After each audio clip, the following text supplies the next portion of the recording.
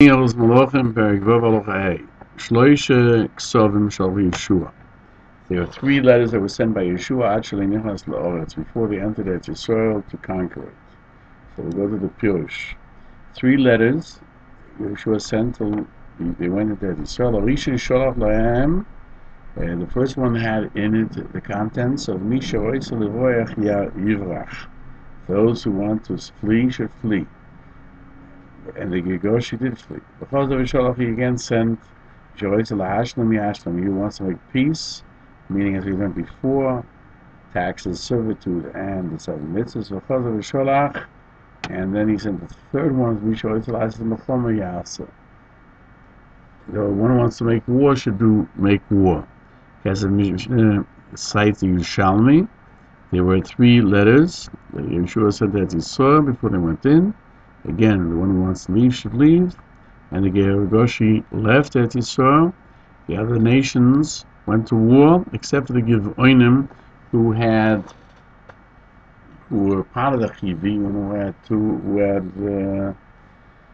had tricked Moshe Rabbeinu into coming to a peace treaty with them. Why do they have to say, the people from Givon, that they're from a distant nation?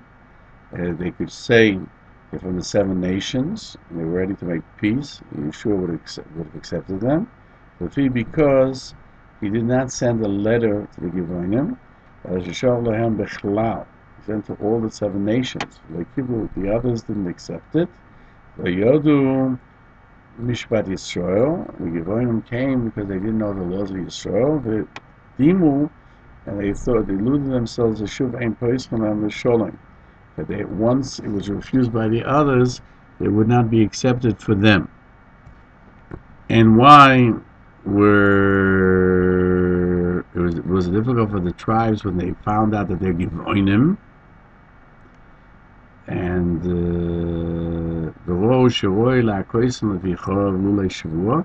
They wanted to strike them with a sword to kill them, if not for the fact of the oath. They transgress on what it says in Shmois 23:32. You should not make a covenant, even if they make peace. They had to accept servitude, taxes and servitude, which they did not do. Which means you cannot make with them a covenant otherwise. Since they did it by accident, they should have really been killed because they tricked Klal Yisrael. So you should not make a covenant, but only because of Klal Hashem they didn't kill them. The other Rambam explains the Givonim would have accepted taxes and servitude and seven mitzvahs, they wouldn't have killed them, because, and why did they feel they didn't? Why didn't they do that? Because they didn't know that they could have accepted it. They thought they would have. Once they would, the people said no. The majority of the people in Canaan said no. They thought they had no chance. The guys of Mishnah questions. They knew that there would be peace. They were a question of peace. And he brings to the smack a more correct text, that they thought that anyone didn't come to make peace in the first letter, then can no longer do so. But according to the truth is, even if they didn't do it in the first one, if afterwards they changed their mind, you would accept them. Because the Mishnah cites the source, since they did it by mistake, they should have been killed. We find in Gittin that since they came from Eretz Achoiko, they didn't come from a distant land, technically the oath should not take effect. Because Kedusha Hashem, they weren't killed. Rashi explains that the Goyim should not say, we transgressed on a public oath. The Ramban says, you should know, the Anshe Givon was because they didn't know the laws of calling out to peace, and therefore before they got the letter of Yeshua, therefore they said, we fear very much for our souls. or they didn't want to hear the words of Yeshua to begin with, and then afterwards they became afraid, and they made themselves as they were strangers, as we find in Yeshua 9:3-4. And Yeshua given heard what Yeshua did to Yericho, therefore they did with trickery. As we see that they made themselves as strangers, helped that they didn't have to be slaves, because if they would have come to peace, they would have been in servitude. Therefore, Klal Yisrael was stranger with them and would have killed them, if not for the fact that the head of the tribe swore. And the Ramban answered that Yisrael made peace because they thought they came from a distant land, and they did not come to wage war. The law is when Yisrael wage war with other entities, other nations, even though they come to peace and for tax and for servitude, you don't make a covenant with them to be equal, to come to the aid of the other. You don't make a treaty. But here they tricked Yisrael. They're from a different land, and therefore they said they didn't ask them any requirements, and because of that, Yeshua cursed them, and you will be the nations that cursed the 7 nations, and he did the justice to do that they should be for taxes and for servitude. They should be choppers of wood and drawers of water, and for everyone, for the Mizbeach, and that's the obligation they had. Ramban says that those who say "V'hoyim shalom ta'amecho," they shall answer you in peace. It means right away by the first one, then you can make peace with them. If they don't take the first message, you don't accept them afterwards. The Gevonim in the first instance said no, therefore they needed to be killed, like the Rambam and the Smag. The Rambam, Maimonides recites the words of the Rambam, that they were upset because they made a covenant, as it says in Shmos 23 verse 32, should not make a covenant with them and to their gods, meaning, what the Pasuk says, they remained to do that word Zohar. Rambam is of the opinion the Gevonim did accept not to serve Avodah Zarah. It says they came in the name of their God. They were ready to accept God and not to serve idols, and therefore you could make a covenant with them, and therefore Yeshua did not have to tell them afterward they should accept Hashem, and he permitted them to remain in Eretz Yisrael, because the Eretz Yisrael is forbidden to the 7 nations is only before they did tshuva, as we learned in Shmos 23:33, lest they cause you to sin, and you should not make a covenant with them and their gods. Thus, Ramban disagrees and is of the opinion that even from the 7 nations, if they accepted themselves not to serve Avodah Zarah, you can make a covenant with them and leave them stay in Eretz Yisrael, which does not accord with the Rambam. The language of the Rambam, you should not make a covenant with them. He doesn't mention you should not make to them and their gods a covenant. We can explain that he learned from what it says by the 7 nations in Devarim 7 verse 2, and Hashem, God, your God, will give them before you, and you shall strike them, and you shall confiscate everything they have. Do not make a covenant with them, and do not have mercy. And then we don't find to them and their idols that it's forbidden to make a covenant with the 7 nations, even if they accept it on themselves, not to serve idols. And so the Malbim explains in Shmos 34 verse 11, and when it says, keep heed that which I command you today, I am exiling before you the Amori, the Knani, the Chiti, the Prizi, the Chivi, the Yevusi. Rashi learns that you only have 6 nations because the Yegoshi would ultimately leave on their own, as we find in Yerushalmi. That once they got the first letter from Yehoshua, they wanted to leave, and they fled. Regarding them, it says in the Posuk 12, "Be careful not to make a covenant to those who dwell in the lands, lest they cause you to stumble." The Rambam says that according to the Rambam in Kisiso, there's a new forbiddenness to make a covenant with the 7 nations, even when they do not serve idols. Therefore, he mentions only do not make with them a covenant, that even if they accept not to serve idols, it's still forbidden to make a covenant with them. And that's why the Yisrael were angry that the Nesiim made a covenant with the Givonim. But a covenant of a bris with the 7 nations, according to Ramban, is only forbidden if they don't accept to serve idols. The Rae Gann disagrees with the Rambam because, and if that, then the question is, what did they trick anyone? Because he sent to them, and they didn't accept it, and they did not know the Mishpat Yisrael, and they thought that there's no permissibility to them even if they give up idols. Omar Avram, that's what the Rae Gann says, calls their shibush. It's all a mistake. Yehoshua did not say they should make peace, meaning that they could only make peace as long as Yisrael had not yet crossed the Jordan. Once they crossed the Jordan, you can't make peace with them at all. Because the Mishnah explains that the Rae Gann is of the opinion that you don't accept them after you came into Yisrael.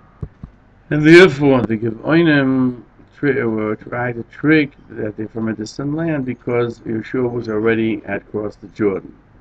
As the Mishnah explains that the Rambam is of the opinion that even if they entered at Yisrael, they can make peace, but Yehoshua sent the letters before they entered at Yisrael. Therefore, the Givonim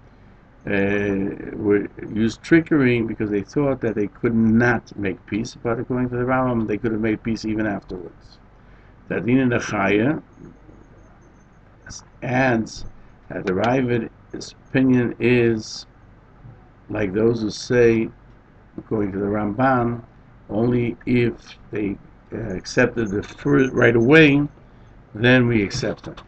The Raz argues, I don't know what was written in the text before the Rae Gann, that he said such a strong objection, and therefore he says, because he doesn't know where, that the Rae Gann maintains from the language of the Rambam that he again sent. The Yehoshua did not send them all at one time, the 3 letters, but rather he sent 1 letter. And then after there came an answer, he sent the second one. When the third answer came negatively on that as well, he sent the third.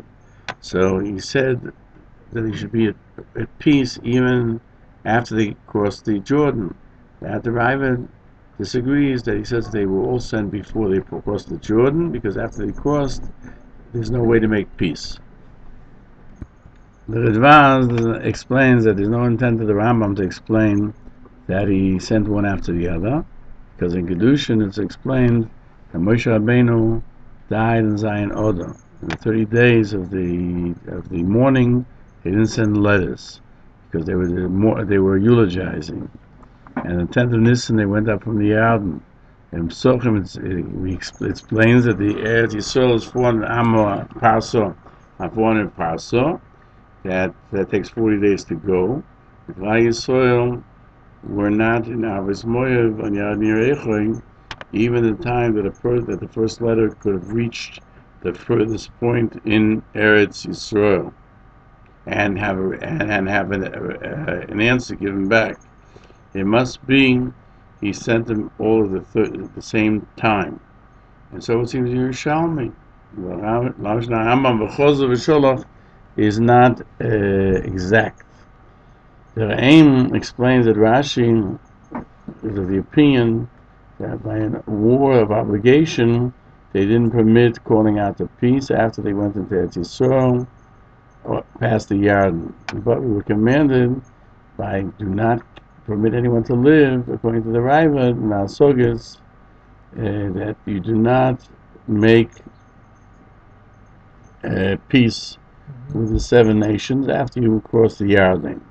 The Raiva and Rashi explained to Yerushalmi, 3 letters were sent by Yeshua before they went into Eretz Yisrael, because after they went over the Yarden, you do not make peace. But according to the Rambam, even after they went into Eretz Yisrael, you can make peace. But just that in actuality, Yeshua sent all the letters before they went in. The Din Chaya writes that this is the Shitas of Smag V'Atoisus. The Meir writes that Yeshua didn't have to send a letter after they went into Eretz Yisrael because it says Kisikra, when you come close. Then you call out the peace, only if you come close, not before. And we must say that Yeshua sent the letters before they crossed the Yarden, because it says those who want to make peace should make peace, and not they should become taxed and servitude and convert. That's part of the condition with the 7 nations according to everyone. To become convert to Gerei Toshav, to be temporary sojourners. And you can't say they'll be for tax and servitude is included in if you want to make peace, because the understanding of the pasuk is you'll call it a peace if they'll accept the 7 mitzvahs and tax and servitude, because it's there it says, and they shall be for tax and servitude, and they should not teach you. Therefore, if they did repentance, they are not killed, because they accept upon themselves the 7 mitzvahs. But here the Torah doesn't explain this. And this is what obligates the aim to explain what the Yerushalmi is talking about before they crossed the Yarden. Therefore, it's enough to say you can make peace. And how to do so in order to be considered having acceded to the peace, because it was not during the war. We're not commanded only when the war commences. And Yeshua did more than the Halacha requires. That after you come to war, then you have to send them letters. The Lechem Mishnah explains that Rashi is of the opinion only if they accepted to finalize before they went to Eretz Yisrael, do we accept them. If not, you don't accept them forever, because once they passed the Yarden, you make peace with them only because out of fear. And even if they'll say that they accepted on themselves the 7 mitzvahs b'nei Noach, it doesn't help, because they accepted it from fear. But before they went into Eretz Yisrael, there's no obligation to say that they repented because of fear, and therefore it's possible to accept them. And he cites further that the Smag counts as a mitzvah not to permit any of the 7 nations to live in Eretz Yisrael. The Lechem Mishnah explains that we learned in Soita 35b that 7 nations that became converts, we accept them, because we will learn from them is only by Knaanim who live outside of Eretz Yisrael. But those converts in Eretz Yisrael, you don't accept them from the 7 nations forever. And he cites the Givoyim as a proof that the B'nai Yisrael were upset because they live in Eretz Yisrael, and they only recanted out of fear. Therefore, you don't accept from them. But the Lechem Mishnah questions that the Smag himself explained the reason of that.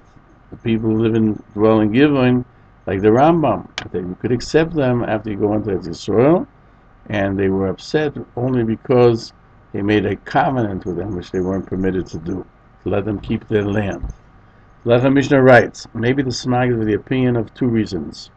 Therefore, by Lavim Tez, he brings the reasoning of Rashi, that what happened by Givoin, and by the positive commandment 118 he writes the reasoning of the Rambam, because even though there's no proof from Givoin, this is the reason that you don't accept these converts in Eretz Yisrael. The Lechem Mishnah questions on the Rambam. The Rambam codifies the Halacha by a war of choice. by other nations that you don't make peace, only if they accept the 7 mitzvahs. And he brings psukim that they should not sit in your land lest they cause you to sin, and do not make a covenant with them and with their gods. That's only by the 7 nations, as we find this smag. You don't make a covenant with the 7 nations that dwell in Israel. But it seems from the psukim that with other nations you can make a covenant even if they don't accept the 7 mitzvahs. And just as they did with the Givonim. And to begin with, Yeshua said, "B'kirbi atu yoshev." You are dwelling in our midst. How can I make with you a covenant? He was afraid that they were from the 7 nations, that you can't do with them a covenant. And the Smag writes that when in the negative commandment not to let dwell one of the 7 nations who serve idols in their land, because it says they should not dwell there lest they cause you to sin, then these prohibitions are only by the 7 nations. Now, how did the Rambam learn that other nations are included in the law that you have to accept on themselves the 7 mitzvahs if it only applies to those who dwell in Eretz Yisrael? And he cites from Avodah Zorah in Yerushalmi, Perek Yud Halacha Aleph. He writes, you do not make a covenant to idol worshippers to make peace and let them continue to serve their idols, because it says you shall not make a covenant with them in Devarim 7 verse 2. But they have to recant from their servitude to idols or be killed. So we see the Hamas of the opinion you can't make a peace in any nation with any nation that serves idols. And furthermore, he writes there that we can't leave any idol worshiper to dwell in Eretz Yisrael. They shall not dwell in Israel. And the Rae Gann disagrees that the pasuk is talking about only the 7 nations. This would seem to say that the Rambam is more stringent. He says it applies to all the nations of making a covenant with them, because he writes you don't do it with any nation that does idol worship. And he didn't say only the 7 nations. So therefore the Rambam seems to disagree with this smag. The Lechem Mishnah continues. Maybe you can say that the Rambam is of the opinion that it's forbidden to make a covenant only when you come to wage war. That they came to wage war and they don't leave them if they accept the 7 mitzvahs. But when they do not come to make war, but they come to sit in peace with Yisrael, you do make with them a covenant, even without they should accept the 7 mitzvahs. Therefore, Shlomo HaMelech made a covenant with Shiurim Melech Tzur. He never fought with him. And furthermore, that Shiurim gave for the Beis HaMikdash the pine trees and the wood and the brush trees. But Yisrael, they said, maybe you're dwelling amongst us, argued since they already made war to conquer Israel from the 7 nations, you can't make a covenant with them because you're in the middle of war, even if they are not from the 7 nations, and if they dwell in Eretz Yisrael. Therefore, the Rambam writes that this was difficult to the heads of the tribes because they already began the war. They shouldn't have made a covenant after they began the war. The Lechem Mishnah questions, even according to Rashi and those who go in his path, that there's no obligation to call to peace when it comes to a war of mitzvah. The question to the Rambam, Maimonides, how could Moshe Rabbeinu say to Sichon that it was from the 7 nations? If we're talking about a war of mitzvah, why didn't he say the peace of tax and servitude? And he only has to go through. The answer to the Rambam answers certainly it wasn't talking about a calling of peace when they were going to war, because there was no war, they were just passing through. The Ramban answers that the law should have been, if they say sholem, that everyone there would be for tax and servitude. But Moshe knew that Yisrael would not at that moment be able to conquer all the lands. And Moshe Rabbeinu therefore did it just as an act of peace, because they were not at war yet with the 7 nations.